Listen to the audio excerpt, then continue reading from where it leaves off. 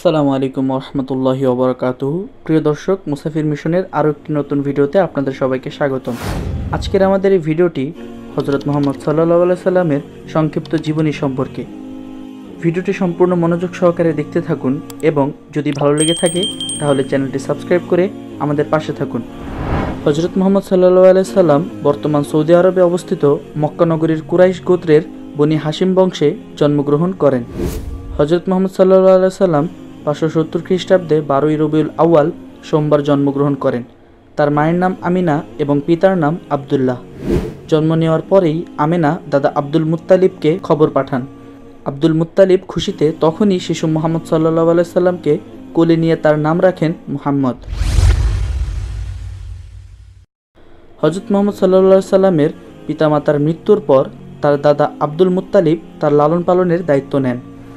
তিনি তাকে খুব স্নেহ করতেন, এমনকি নিজের ছেলেদের উপরও তাকে প্রাধান্য দিতেন, তাকে নিজের আসনে বসাতেন। দাদা আব্দুল মুত্তালিবের মৃত্যুর পূর্ব পর্যন্তই তিনি তার তত্ত্বাবধানে ছিলেন। দাদা আব্দুল মুত্তালিবের মৃত্যুর পর চাচা আবু তালিব তার দায়িত্ব নেন। তখন তার বয়স ছিল 8 বছর। তিনি চাচা আবু তালিবকে বকরি লালন পালন ও শাম দেশের ব্যবসার কাজে সহযোগিতা করতেন। হজরত মুহাম্মদ সাল্লাল্লাহু আলাইহি সাল্লামের সততা এবং ব্যবসায়িক গুণাগুণ দেখে খাদিজা রাদিয়াল্লাহু তাআলা আনহু তাকে বিবাহের জন্য ইচ্ছা পোষণ করেন। তিনি তার মনের বাসনা তার বান্ধবী নাফিসা বিনতে মুনাব্বিহ এর নিকট ব্যক্ত করলেন এবং বিষয়টি নিয়ে মুহাম্মদ সাল্লাল্লাহু আলাইহি সাল্লামের নিকট আলোচনার জন্য বললেন। নাফিসা বিষয়টি মুহাম্মদ সাল্লাল্লাহু আলাইহি সাল্লামের কাছে বললেন এবং মুহাম্মদ সাল্লাল্লাহু আলাইহি সাল্লাম বিষয়টি সম্মতি জানালেন এবং চাচা আবু তালিবকে জানান। আবু তালিব বিষয়টি খাদিজা রাদিয়াল্লাহু তাআলা আনহুর পিতার সাথে আলোচনা করে বিয়ের প্রস্তাব দেন। রাসূল সাল্লাল্লাহু আলাইহি সাল্লাম 40 বছর বয়সে নবুয়ত লাভ করেন। তিনি মক্কা থেকে 2 মাইল দূরত্বে অবস্থিত জাবালে নূর হিরা গুহায় ধ্যানমগ্ন থাকতেন এবং ওইখানেই প্রথম কোরআনের আয়াত নাজিল হয়। তিনি যখন হিরা গুহায় ধ্যানমগ্ন থাকতেন তখন আল্লাহর ফেরেশতা জিবরাইল আলাইহিস সালাম আগমন করেন। জিবরাইল আলাইহিস সালাম তার নিকট আগমন করে বললেন, তুমি পড়ো। তিনি বললেন, পড়ার অভ্যাস নেই আমার।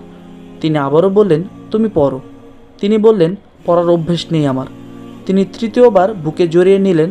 তারপর তিনি আবারও বললেন, পড়ো। তখন রাসূল সাল্লাল্লাহু আলাইহি সাল্লাম পড়তে শুরু করলেন, পাঠ করুন আপনার পালনকর্তার নামে, যিনি সৃষ্টি করেছেন মানুষকে জমাট রক্ত থেকে।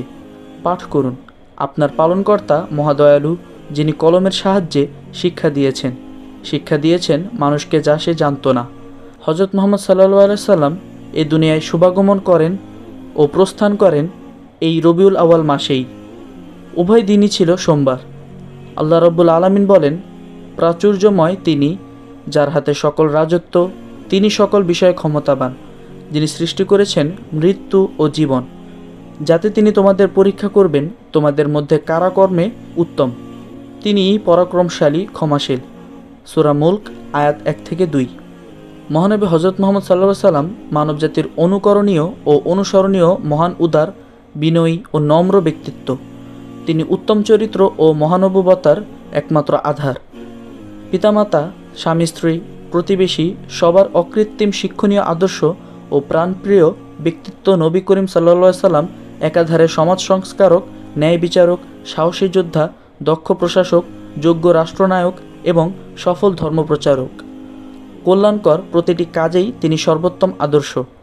তার অসাধারণ চারিত্রিক মাধুর্য ও অনুপম ব্যক্তিত্বের স্বীকৃতি দিয়ে পবিত্র কোরআনে ইরশাদ হয়েছে, তোমাদের জন্য আল্লাহর রাসূলের মধ্যেই রয়েছে উত্তম আদর্শ। সূরা আল আহজাব আয়াত 21। তাই পরিশেষে বলা যায়, নবীজির সুন্নাহ ও নবীজির আদর্শের মাধ্যমে জীবনকে অতিবাহিত করার মধ্যেই রয়েছে প্রকৃত কল্যাণ। নবীজি সাল্লাল্লাহু আলাইহি সাল্লামের সংক্ষিপ্ত জীবনী নিয়ে আমাদের আজকের এই ভিডিওটি এই পর্যন্তই। ভিডিওটি ভালো লেগে থাকলে ভিডিওটিতে একটি লাইক দিয়ে আপনার মন্তব্য জানিয়ে আমাদের চ্যানেলটি সাবস্ক্রাইব করে রাখুন। আপনাদের একটি মন্তব্যই আমাদেরকে নতুন নতুন ভিডিও বানাতে উৎসাহ যোগায়। সবাই ভালো থাকবেন, সুস্থ থাকবেন, নিজের প্রতি খেয়াল রাখবেন। আল্লাহ হাফেজ। আসসালামু আলাইকুম ওয়া রাহমাতুল্লাহি ওয়া বারাকাতুহু।